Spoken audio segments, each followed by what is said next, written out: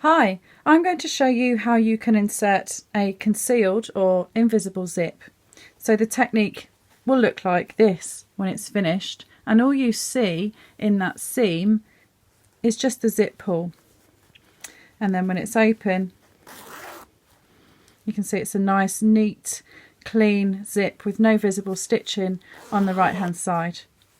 So some people think this is a really difficult technique to do, but actually because the stitching is all on the inside, it makes it a little bit easier, and you can hide all your mistakes on the wrong side of the fabric. So from underneath, you can see that the zip is stitched really close to the teeth in there, which gives it that invisible appearance. This technique can be used for lots of different things. You can put it in cushions, you can use it in any garment you like, and even if you're following a pattern that doesn't say to put in a concealed zip, you can use one. But you do need to make sure you have the right type of zip in order to get this type of finish.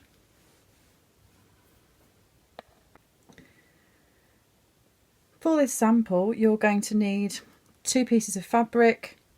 These are about 30 centimetres long by about 6 centimetres wide, and a zip that's a bit shorter than the length of fabric. And you'll also need a concealed zip foot, which is this one, and it will have a hole in the middle. It might have like a pointy or slightly shaped end to it, and underneath it will have these grooves. And the way that works is that when you sew on the zip, the grooves of the foot will go along the teeth of the zip. So it means that when you stitch, it stitches in exactly the right place. So this is a really handy tool to put in a concealed zip. And they're only about between £3 and £5 on eBay for a sort of generic foot for a variety of different machines. Or if you're looking to buy one specifically for the right machine that you have, then it's going to be around £15 to £30 depending on what machine you have. You'll also need a regular zip foot. So this is my regular zip foot, or you might have something that looks a bit like this. So we'll need the concealed zip foot and the regular zip foot in order to put in the concealed zip. So the concealed zip is one which has got the teeth underneath. So and when it's inserted, all you're going to see is the zip pull. So you can't use a regular zip and achieve the same sort of finish. It just doesn't work. There's other ways of doing this without the concealed zip foot. I find that this is much easier if you have the right foot. So my zip is a bit too long, so I'm just going to shorten that before we start. So if you have got a longer zip, you can shorten it, or if you've got a shorter zip, just make sure that your fabric is around 5 or so centimetres longer than the zip that you're going to insert. So to shorten the zip, I've threaded up a needle, and I've got a double thread, and I've tied a knot in one end, and I'm going to shorten my zip to about here. So I just decide where I'm going to shorten it to, and I'm just going to create a new zip stop by sewing over and over the zip teeth. You can do this on the sewing machine, but I find it's just as easy to do it by hand. You just need to make a few stitches over and over, and then once you feel you've got enough there, I think that's going to be secure enough to stop the zip head coming off when the zip's opened. You can just tie it off, tie a knot, and then cut your thread. And now that's cut, you can then cut off the bottom end of the zip. And I've used a pair of paper scissors for that so I don't ruin my fabric scissors. Okay, the first thing I'm going to do before I insert the concealed zip is to edge finish. Now the concealed zip will go into an open seam, and it's much easier to edge finish where the zip's going to go before you put it in, because once it's in, especially if you're going to overlock, it's quite hard to get the overlocker around where you have put in the zip. So that's the first thing I'll do. So I've used the overlocker to edge finish the two edges where my zip's going to go, and that's in white, so you might not be able to see it all that clearly.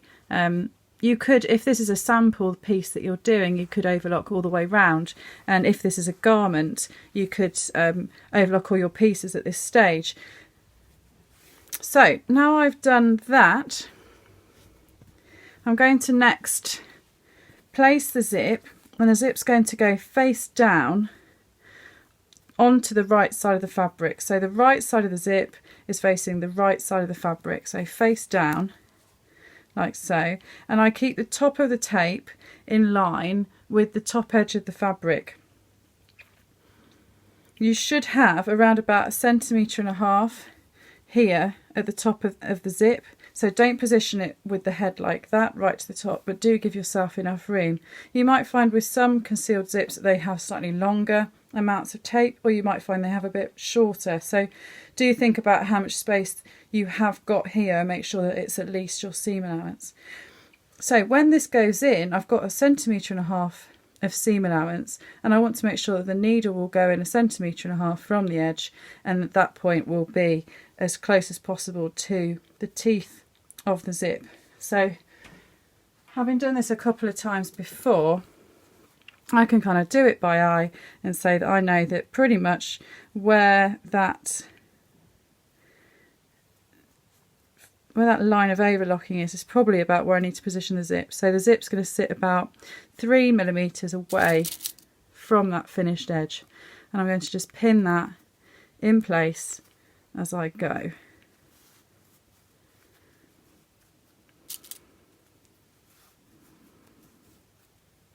So pinning that in place all the way down, so it's about 3 millimeters away from the finished edge.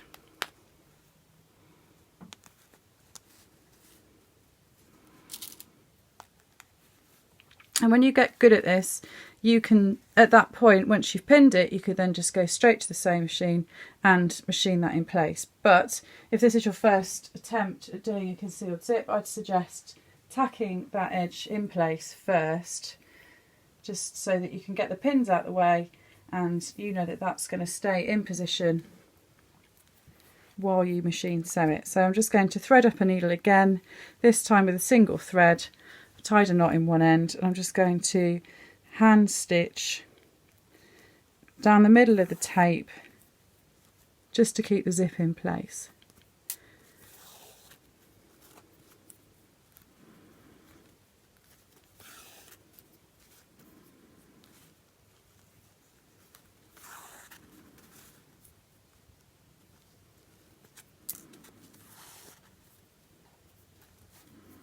So don't make your hand tacking stitches too big, else it's not really going to hold anything. And then as you stitch along, try and make sure that that is keeping that equal distance from the raw edge.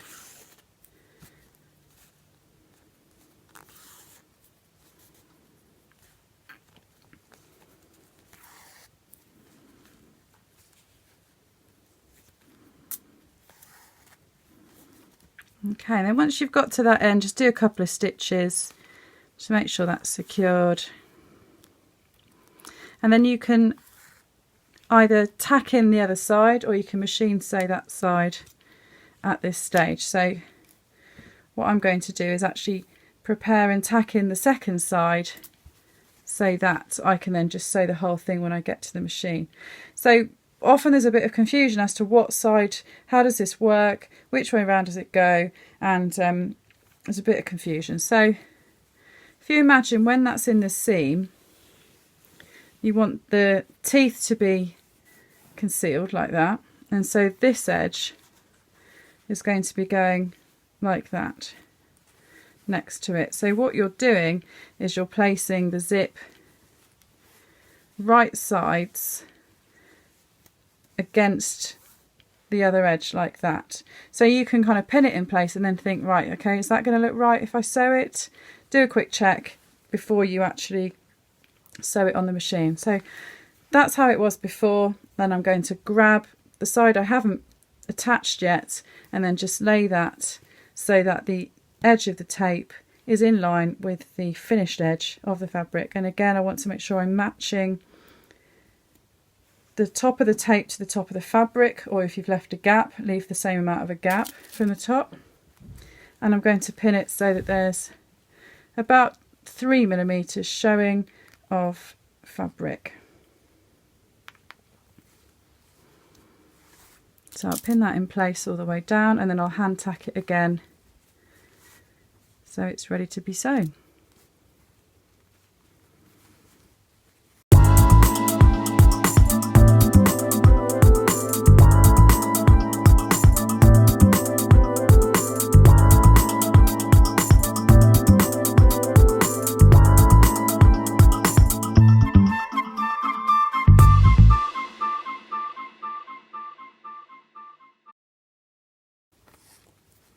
And then just securing that at the end. So I can take out those pins, and you can see my zips face down that seam, and that's how it's going to look from the right side, concealed in that edge. So I'll go to the machine with my concealed zip foot and my regular zip foot, and I'll show you the next stage. I'm going to change my foot first to the concealed zip foot, so I'll just swap those over. And the hole goes at the front, otherwise if you try and put it on the other way round, there'll be no hole for the needle and you'll break the needle. So I want to make sure that the thread goes under the foot to begin with, so I'm just going to turn the hand wheel and then just scoop underneath the foot and make sure the thread is underneath, and that just keeps it out of the way. So you'll be able to see here that there's two grooves there, the left groove and the right groove on the foot.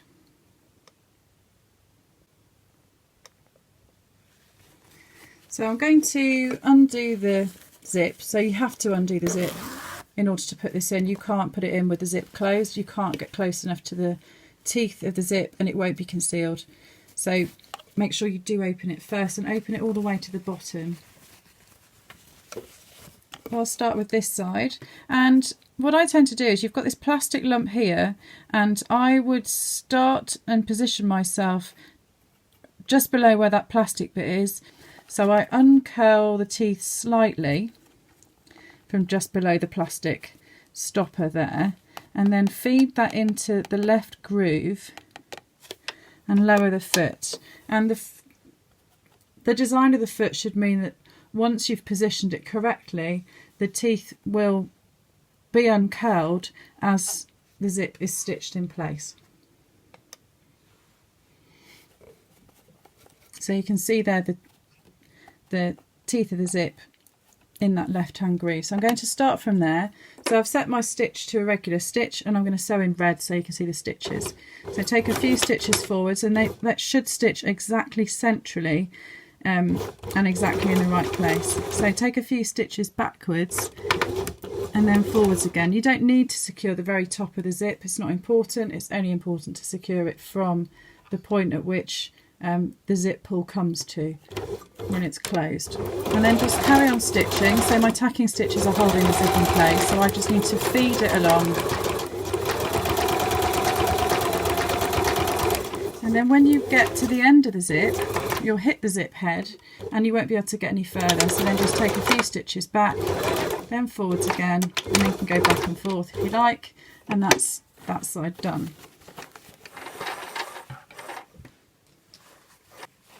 So I've cut my threads, and you can see, so you can't see the stitching at all when the teeth are kind of rested like that, but if I pull that back, you can see the red thread in there really, really close to the teeth. Okay, if you can see the thread when the teeth are kind of in their resting position like that, then you're probably not close enough and you haven't positioned yourself correctly. I'm going to sew the next side in, so make sure you've got the fabric flat like so, and then I'm going to start from the plastic stopper again, just about there, uncurl the teeth slightly at that point, feed that into the right hand groove this time, and then lower the foot down and that should be in the correct position with the teeth slightly uncurled. Then you can take a couple of stitches forwards, backwards, just slightly beyond the stopper, and then forwards again,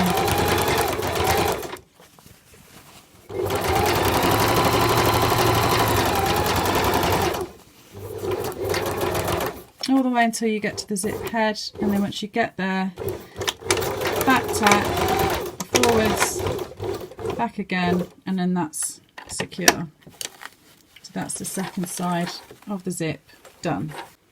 I've stitched my zip in using the concealed zip foot, and I've taken out my tacking stitches as well at this point.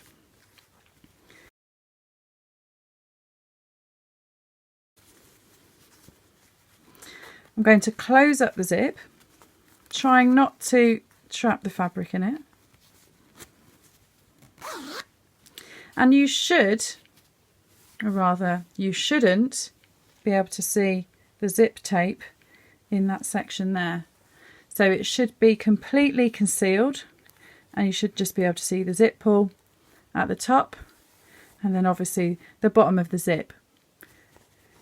If you pull like this, you'll see the teeth, but you shouldn't be able to see any of the teeth or any of the zip in this section here. If you can, then you haven't sewn close enough to the teeth of the zip, and you'll need to sew again. Now, depending on if you've made any other errors with your sewing, you may or may not need to take your stitching out. So if you realise you've just sewn a little bit too far over, then you can just stitch again and stitch closer to the teeth. But if you've managed to go over the zip tape in some places, then you may have to unpick a little bit. With the zip closed, I'm now going to close the bottom of the seam. So have that right sides together. I'm going to stitch from the bottom of the fabric. So this could be like the hem of your skirt or your dress, and you're going to be stitching up to the stitching here. And I want to try and get my stitching to be the same distance from the edge here, and meet these stitches exactly, or be just short of those stitches. So I'll pin this seam in place. Now, I was aiming for 1.5 cm seam allowance there, and if I measure that, I can see that actually it's exactly 1.5 cm. So when I stitch from the bottom up, I'm going to be using 1.5 cm seam allowance. I want to sew and keep this bit of the zip out of the way. So this is what I'll use my regular zip foot for, so that I can get close to this point without this bit getting in the way. So you want to position, so you'll be sewing the other way from the bottom up, and you'll want to position your zip foot so it's to this side, so that this edge is free, and as you approach this bit here, there's no chance of the foot getting in the way of the zip tape. I'm going to change my concealed zip foot to my regular zip foot. Yours might look a bit different to this one, but you should know which one it is. And I'll position it so that it's to the left hand side.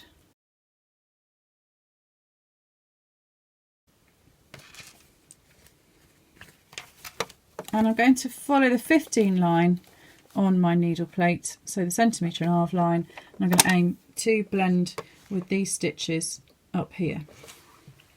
Now what I tend to do is just to stop maybe a couple of millimetres away from these stitches, and I find that gives me the best finish. And when I've done it before and I've carried on going and I've stitched over here and kept on stitching up here, then you're left with a kind of a little pleat or a lump at the bottom of your zip on the right side, and that's not really what you want.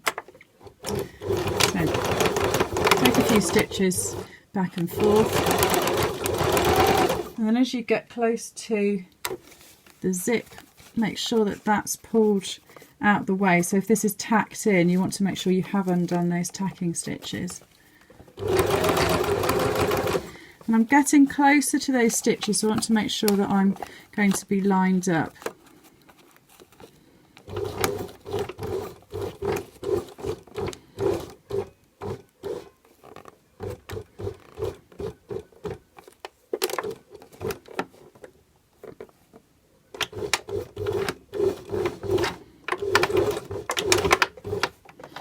So that was as close as I can get there. I finished my zip, I've sewn up the seam, and what I want to make sure is that I don't have a lump at this point at the bottom of the zip.